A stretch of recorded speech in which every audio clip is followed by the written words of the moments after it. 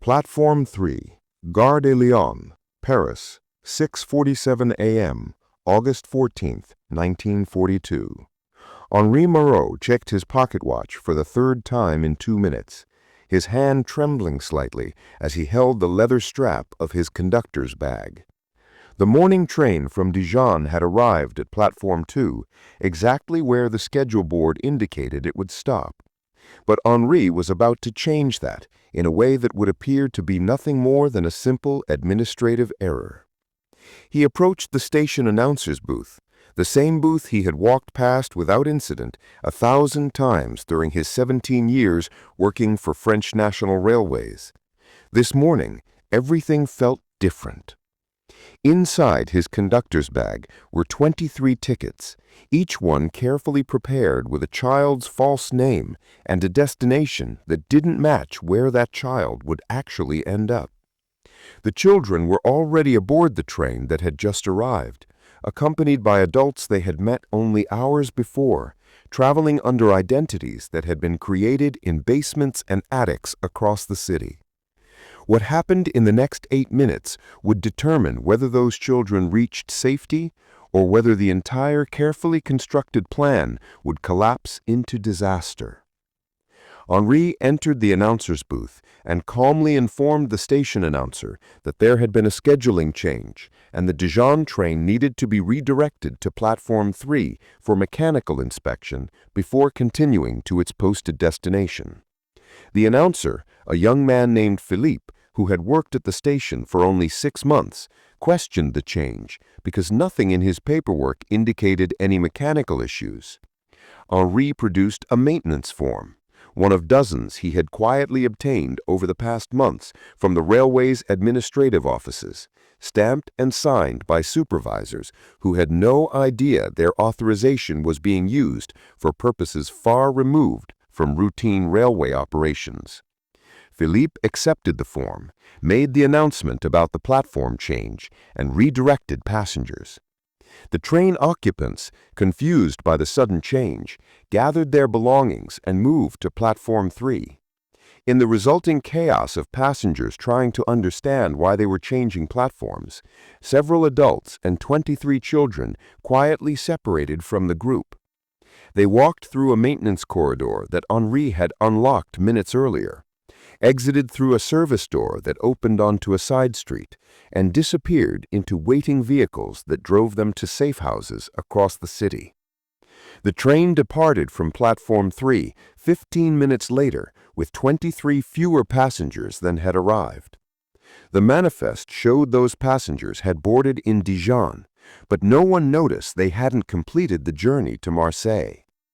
In the station's daily operations log, the incident was recorded as a routine platform change due to mechanical concerns, signed by Henri Moreau, head conductor, Gare de Lyon. This was the system Henri had been operating for 6 weeks. This was how he would save 350 children over the next 2 years, using nothing more than platform changes, scheduling confusion, and the bureaucratic chaos of a railway system struggling to function under occupation. The path that led Henri Moreau to that moment on Platform 3 began not with dramatic resistance recruitment or ideological awakening, but with a simple observation during his daily work 3 months earlier. In May 1942, Henri had noticed increased railway police presence at major stations and new procedures requiring documentation checks for certain passengers, particularly children traveling without obvious family connections. The new protocols were officially described as security measures, but Henri understood immediately what they actually were: systematic efforts to identify and intercept Jewish families attempting to flee. Henri was 52 years old, married with 3 grown children, and had spent his entire adult life working for French National Railways. He knew every procedure, every form, every administrative quirk that made the railway system function. He knew which supervisors paid attention to details and which ones simply signed paperwork without reading it. He knew how scheduling changes were communicated and how errors were corrected. Most importantly, He knew that in a complex bureaucratic system, small mistakes and minor confusion were so common that they rarely triggered investigation unless they caused significant disruption. The decision Henri made in late May 1942 was both simple and terrifying. He would deliberately create administrative confusion to help children escape, not through dramatic sabotage or obvious resistance activity that would immediately attract attention, but through the kind of minor errors and scheduling mix-ups that happen naturally in railway operations every day. His first contact with an organized resistance network came through his wife's cousin, a school teacher named Marie, who had mentioned during a family dinner that she knew people who were trying to help children reach safety but faced the problem of transportation under increasingly strict controls. Henri had asked careful questions, never stating explicitly what he was offering, but making clear through indirect language that he might be able to help with railway-related challenges. Within 2 weeks, Marie connected him with a coordinator from an organization that was working to evacuate Jewish children from Paris to unoccupied southern France and eventually to Switzerland or Spain. The coordinator, who introduced himself only as Bernard, explained the challenge they faced. They could create false identity documents for children. They could arrange safe houses and adult escorts. They could coordinate with networks in southern France to receive and shelter the children. But moving groups of children through train stations under the new security protocols was becoming nearly impossible. Random document checks caught children with papers that didn't quite match their appearance, or escorts who couldn't answer questions about their supposed family relationships. Each interception meant not just the immediate capture of those children, but potential exposure of the entire network. Henri listened to Bernard's explanation and then described the system he had been developing in his mind for the past weeks. If children and their escorts could board trains at smaller stations where security was less intensive, then transit through major stations where he worked, he could create controlled confusion that would allow them to exit without completing their ticketed journeys. The system Henri designed over the following weeks balanced complexity with reliability, creating a process that appeared chaotic to observers but followed a precise internal logic that participants could execute even under stress. The foundation of the system was the deliberate exploitation of normal railway operations and the predictable ways the bureaucracy responded to minor disruptions. Every train journey generated paperwork, passenger manifests listing who boarded at each station, conductor reports tracking ticket collections, and station logs recording arrivals and departures. These documents were supposed to reconcile perfectly, but in practice, discrepancies were common and rarely investigated unless they suggested major problems like lost revenue or security breaches. Henri's system worked by creating the right kind of discrepancies, ones that looked like clerical errors rather than intentional action. The basic operation followed a pattern that would be repeated with variations throughout 1942 and 1943. Children and escorts would board trains at small stations outside Paris, traveling on legitimate tickets to posted destinations. The escorts carried false identity documents for the children that showed them as relatives or wards traveling for family reasons. These documents were good enough to pass casual inspection, but would not survive detailed investigation by security services. The critical moment came when these trains reached major stations where Henri worked, primarily Gare de Lyon, but also Gare d'Austerlitz and Gare Montparnasse, where he had contacts among station staff.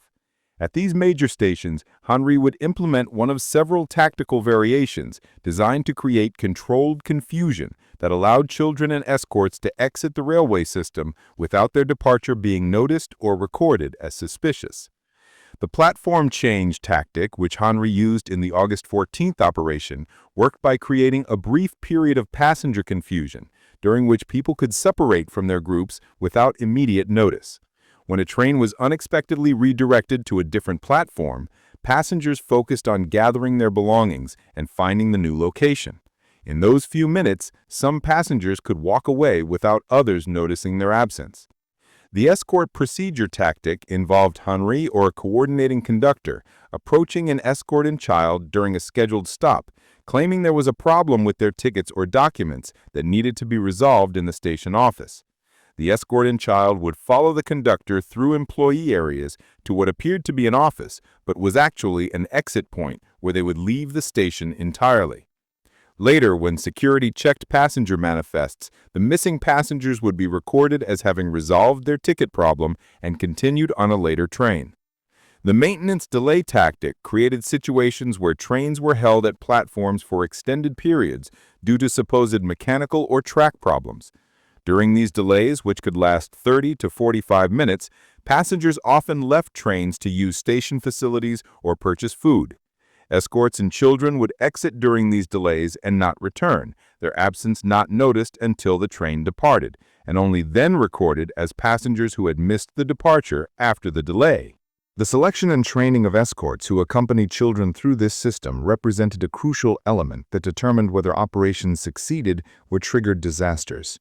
The resistance organization working with Henri recruited adults who could appear as plausible family members or guardians, trained them in cover stories and behavior under questioning, and prepared them for the specific challenges of railway travel under occupation.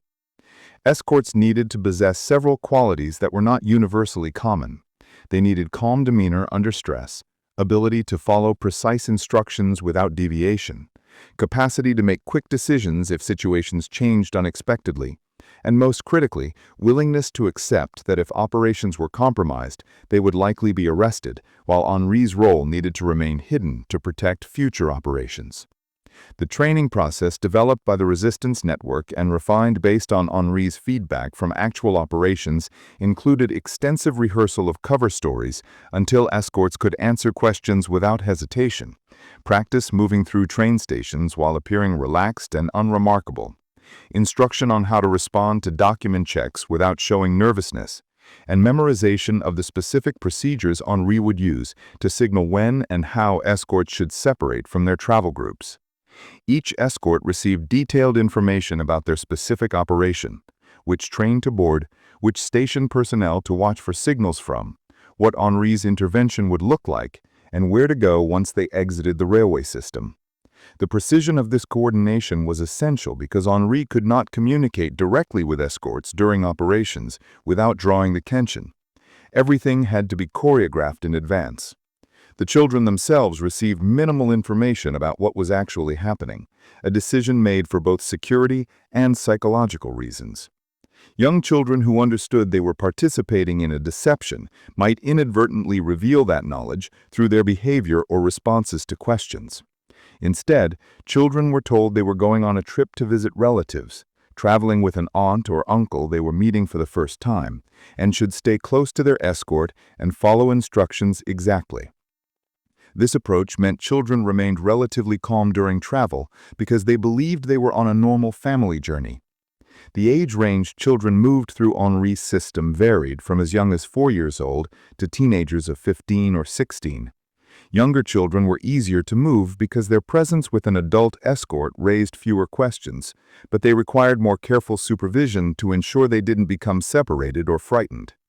Older children could better understand instructions and manage their own behavior, but teenage boys particularly attracted security attention because they were approaching military service age and their travel required more detailed documentation.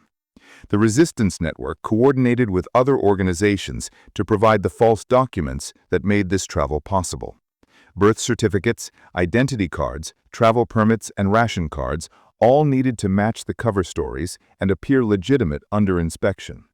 The quality of these documents improved over time as forgers learned which security features authorities actually checked versus which were purely decorative.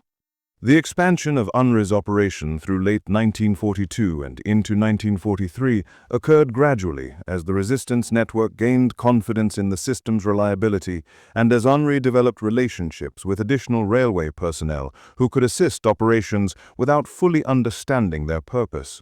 The growth was controlled and deliberate, never expanding faster than security could be maintained. By October 1942, Henri was coordinating operations at 3 major Paris stations, utilizing a network of 5 other conductors and station staff who helped create the diversions and confusion that made escapes possible. These collaborators had varying levels of awareness about what they were actually helping accomplish. Some understood completely that they were assisting the evacuation of Jewish children and had made conscious choice to participate despite the risks. Others believed they were helping with general resistance activities without knowing specific details about who was being moved or why.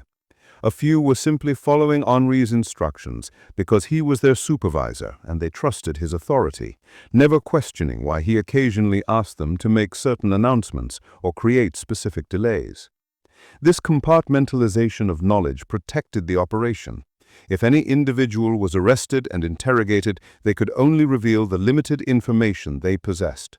No single person, except Henri, understood the complete system, and even Henri did not know the identities or locations of most of the families whose children he was helping evacuate.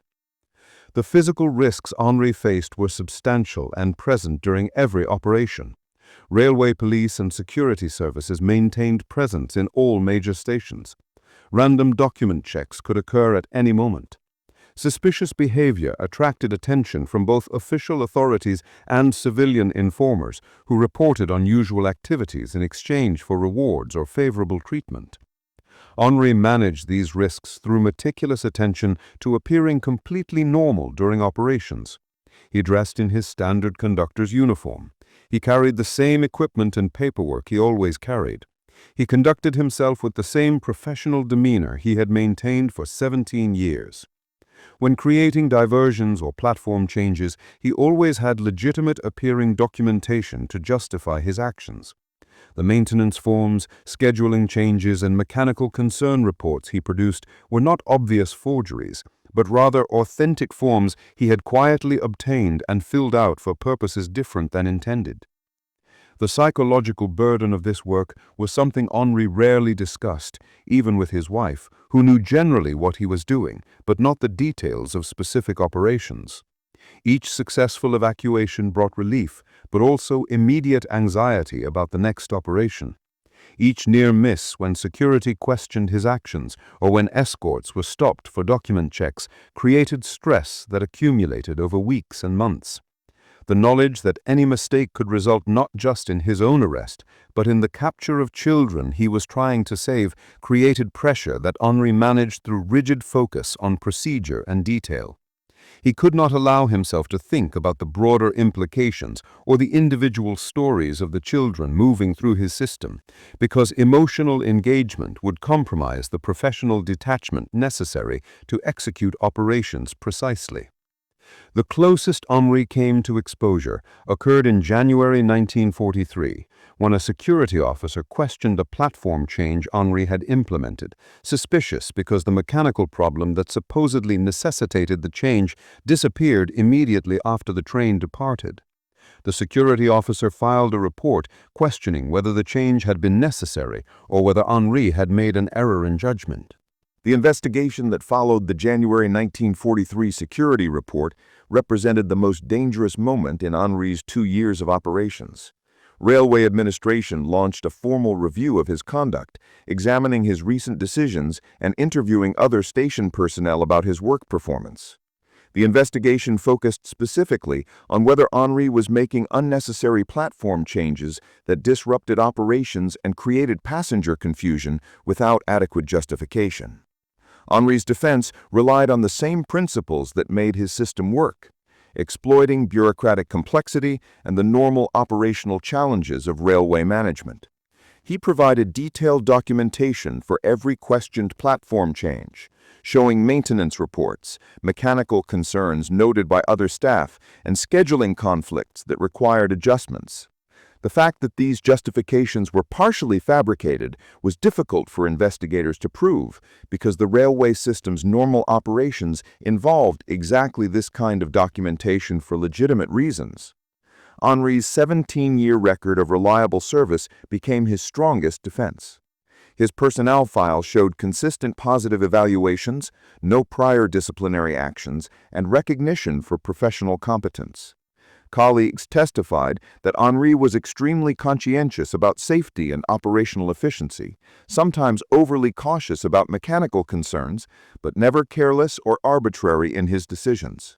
The investigation concluded after 3 weeks with a finding that Henri's decisions, while perhaps excessively cautious, did not constitute misconduct or neglect.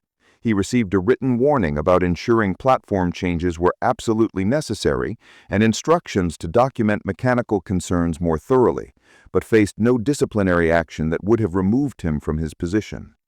The investigation forced Henri to suspend operations for 6 weeks, the longest gap in the evacuation system since it began.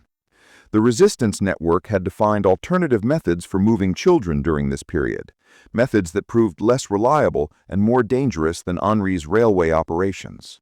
Several close calls during these weeks reinforced how effective Henri's system had been and how much the network depended on his specific capabilities. When Henri resumed operations in March 1943, he implemented additional security measures based on lessons learned from the investigation. He expanded the variety of justifications used for platform changes and delays, ensuring no single type of disruption occurred frequently enough to establish a suspicious pattern. He recruited 2 additional station personnel to help create diversions, distributing the risk more broadly so that no individual's actions would stand out in any future investigation. He also developed more sophisticated methods for the actual moment when escorts and children exited the railway system, using emergency exits and maintenance corridors that were less visible to security personnel than the routes he had initially employed. The pace of operations increased through spring and summer 1943 as the urgency of evacuation efforts intensified. New laws and regulations made life increasingly dangerous for Jewish families remaining in Paris. The resistance network received desperate requests from families trying to arrange evacuation for their children before deportation orders arrived. Henri found himself coordinating operations almost weekly, sometimes moving multiple groups through different stations in the same day. The volume of activity increased risk, but also reflected the tragic reality that without these evacuation efforts, the children would face deportation to camps in the East, a fate that had become understood as effectively a death sentence. The evolution of Henri's system through 1943 reflected both the increasing sophistication of the operation and the deteriorating security situation across France. As occupation authorities tightened controls and expanded security measures, Henri and his network adapted their tactics to maintain effectiveness despite increased surveillance and documentation requirements. One significant adaptation involved expanding the geographical scope of operations beyond Paris. Henri coordinated with conductors on regional lines to create similar systems at smaller stations throughout northern France. These satellite operations allowed children to board trains at multiple origin points rather than concentrating activity in Paris, where patterns might be more easily detected. The expanded network meant Henri needed to train other railway personnel in the techniques he had developed, teaching them how to create effective diversions and manage the documentation that made escapes possible. The coordination required for multi-station operations was accomplished through coded communications that appeared as routine railway administrative messages. Henri would send telegrams to conductors at other stations using language that appeared to discuss scheduling or maintenance but actually conveyed information about planned operations. A message stating that a particular train would require additional inspection time at a specific station would signal to the receiving conductor that escorts and children would be aboard and would need assistance during the scheduled stop. The development of these coded communications created additional security risk because telegrams passed through multiple hands and could potentially be intercepted and analyzed. Henri managed this risk by ensuring the codes were subtle enough that messages appeared completely legitimate to anyone not specifically looking for hidden meaning. The language used was authentic railway terminology applied in ways that made operational sense while also conveying the information the resistance network needed. The human stories behind the statistics of children saved were something Henri deliberately avoided learning. The resistance network understood that operational security required compartmentalization, so families' identities and destinations were not shared with Henri beyond what was necessary for him to coordinate railway movements. This protected both the families and Henri himself, but it also meant he could not know the outcomes of his efforts or receive direct feedback about whether children reached safety. The psychological challenge of this uncertainty was substantial. Henri would execute operations knowing only that escorts and children had successfully exited the railway system at designated points, but not knowing whether they then reached safe houses, successfully traveled to southern France, crossed into Switzerland, or encountered problems that led to their capture. The resistance network occasionally provided general updates, confirming that evacuations were succeeding and children were reaching safety, but specific information was rarely shared. This necessary ignorance made the work more difficult emotionally, because Henri could not connect his actions to concrete positive outcomes, only to the absence of negative reports about captured children or compromised operations. The motivations that sustained Henri through 2 years of this dangerous work were complex and evolved over time. Initially, his decision to help was driven by moral outrage at the persecution of innocent children and by his own religious faith that emphasized protecting the vulnerable. As operations continued, motivation shifted toward determination not to abandon the system he had created and the people who depended on it. Henri understood that if he stopped, there was no obvious replacement who possessed both his position within the railway system and his understanding of how to exploit that position effectively. The period from summer 1943 through spring 1944 represented both the peak of Henri's evacuation operations and the increasing danger as Allied invasion preparations and German defensive measures intensified security across all French infrastructure. Railway stations became heavily militarized spaces with increased presence of both regular security forces and special units focused on counter-resistance operations. The methods Henri had used successfully for nearly 2 years became progressively more dangerous as security personnel grew more suspicious of any irregularities in railway operations. Platform changes that had previously been accepted as routine maintenance procedures now triggered questions and required more elaborate documentation. Delays and diversions that had created opportunities for escapes were scrutinized more carefully by authorities who understood that resistance networks were using transportation systems to move people and materials. Despite these challenges, Henri continued operations with adaptations that reflected the changed security environment. Instead of creating obvious disruptions like platform changes or extended delays, he shifted toward subtler methods that exploited the increased chaos of wartime railway operations. Trains were frequently overcrowded, with passengers far exceeding official capacity. Schedules were unreliable due to military priorities and infrastructure damage from Allied bombing. The general confusion of the degraded railway system provided cover for escapes that could be accomplished with less obvious intervention from Henri. The tactic of simply allowing escorts and children to exit trains during regular stops became more viable, as the breakdown of normal procedures meant passenger manifests were less carefully tracked. In the chaos of overcrowded stations with inadequate staff and overwhelmed systems, people could arrive on trains and leave stations without their movements being systematically recorded. Henri's role shifted from actively creating diversions to simply facilitating this natural confusion by ensuring specific trains stopped at platforms near exits that were less monitored and that escorts knew which routes through stations offered the easiest departure paths.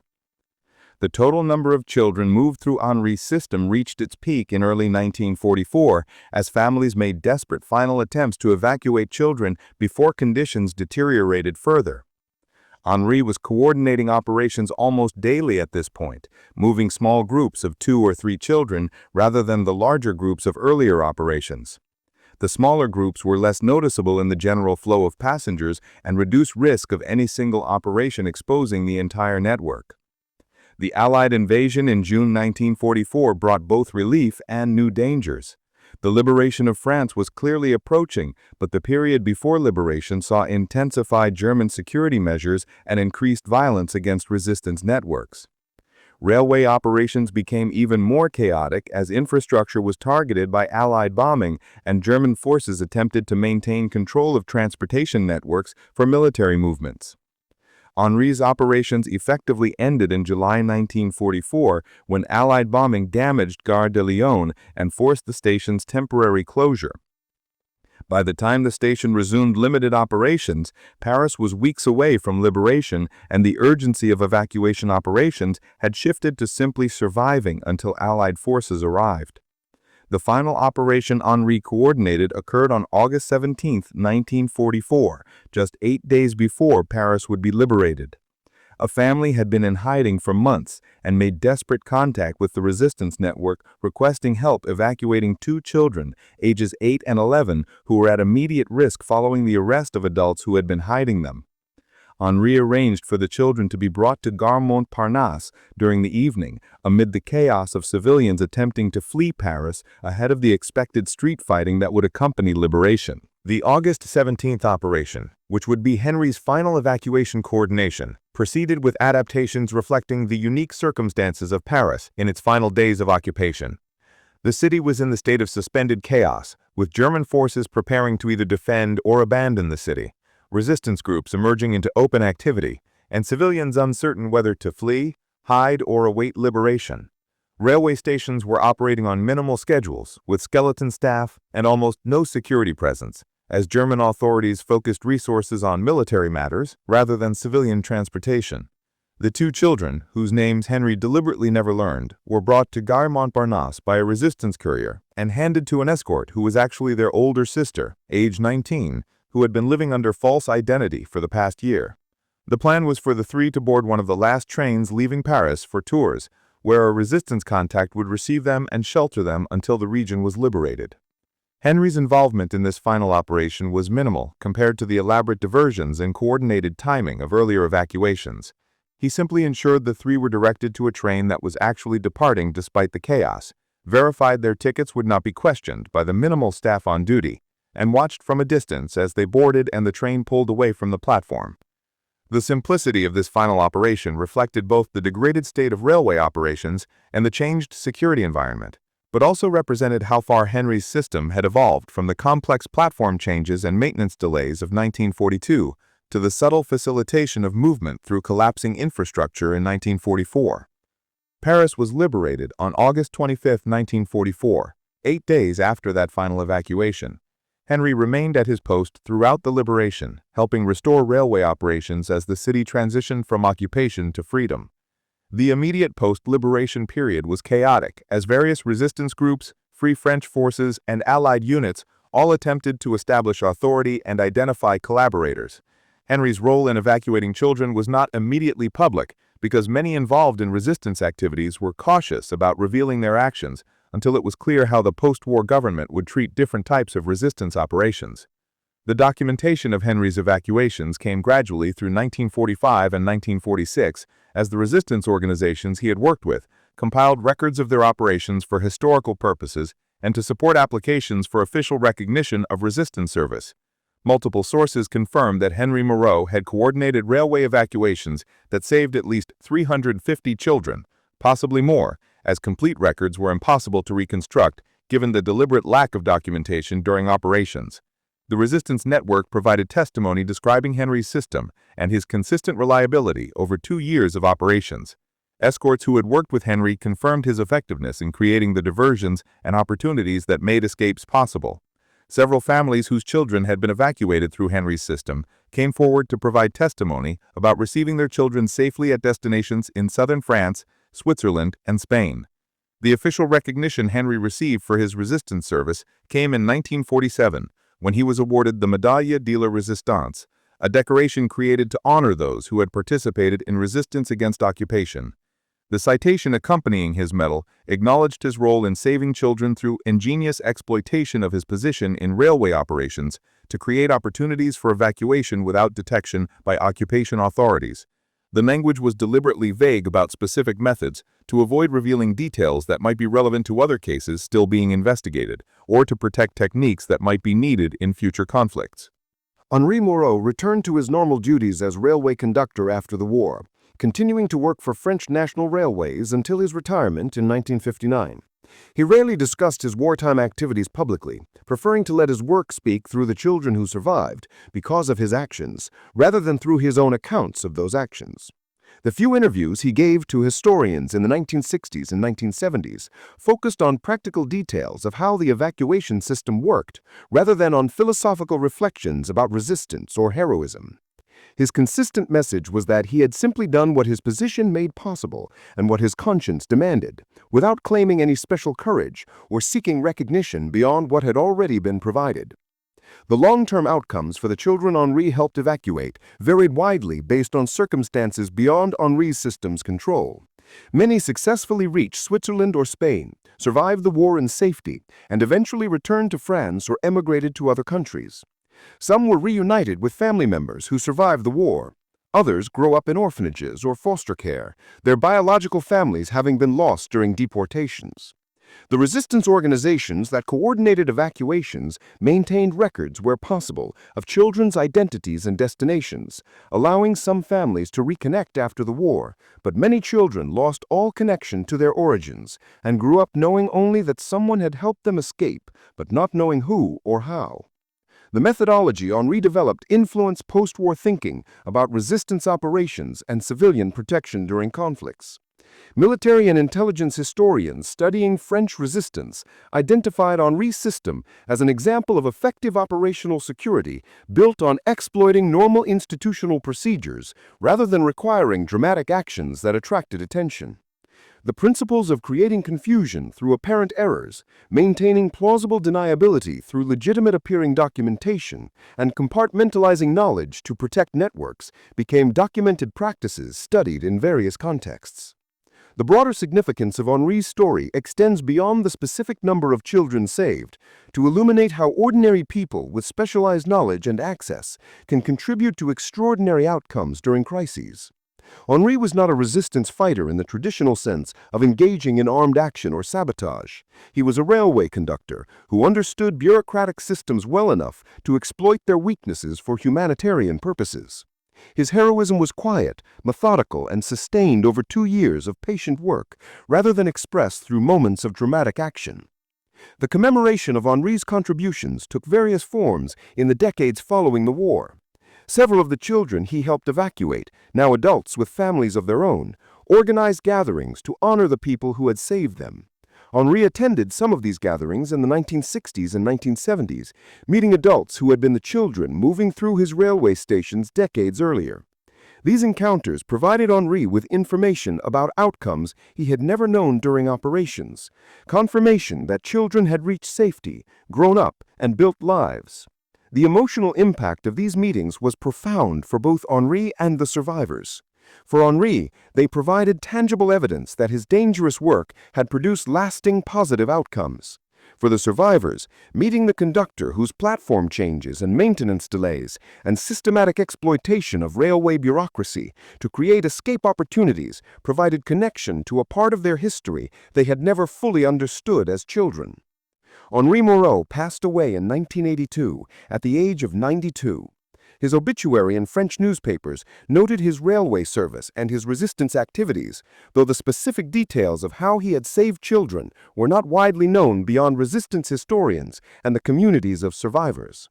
The full story of the platform changes, the maintenance delays, and the systematic exploitation of railway bureaucracy to create escape opportunities was preserved primarily through academic research rather than popular narrative.